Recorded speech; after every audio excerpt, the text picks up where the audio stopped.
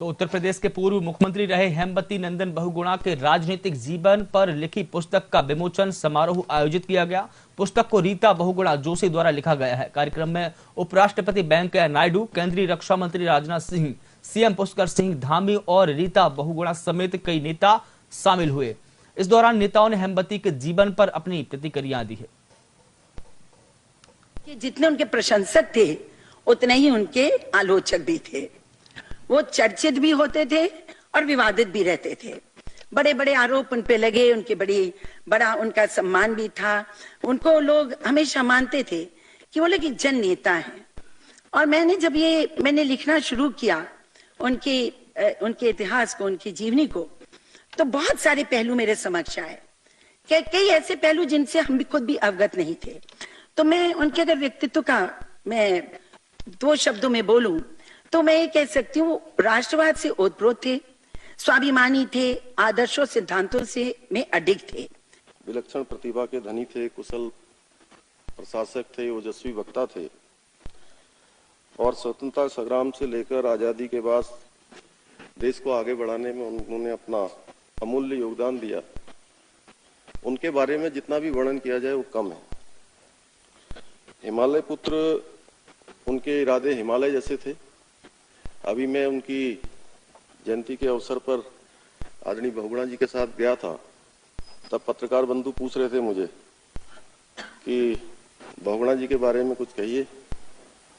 तो मैंने कहा जैसे वो उनका नाम था हेमवती नंदन, उनके इरादे भी जो है हिमालय जैसे थे और उन्होंने कभी झुकना स्वीकार नहीं किया।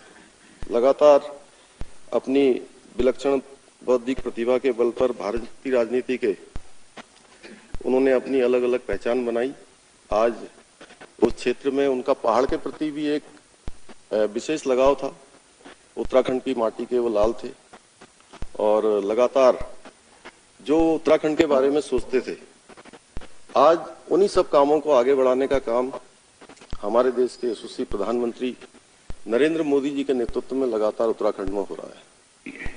वे कांग्रेस में थे, लेकिन सच्चे समाजवादी भी थे और सच्चे राष्ट्रवादी भी थे।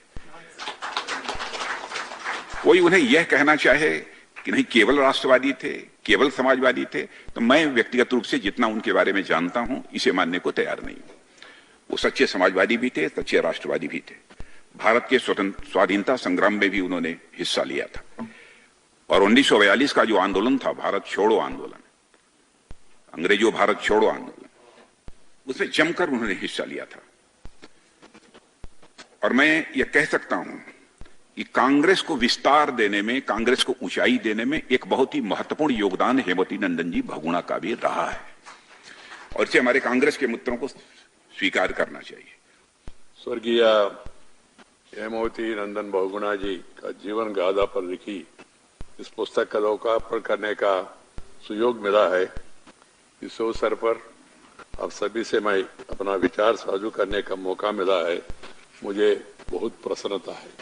I feel happy that I got this opportunity to release this book about multifaceted personality of Sri Hemavati Nandan Bahuguna ji.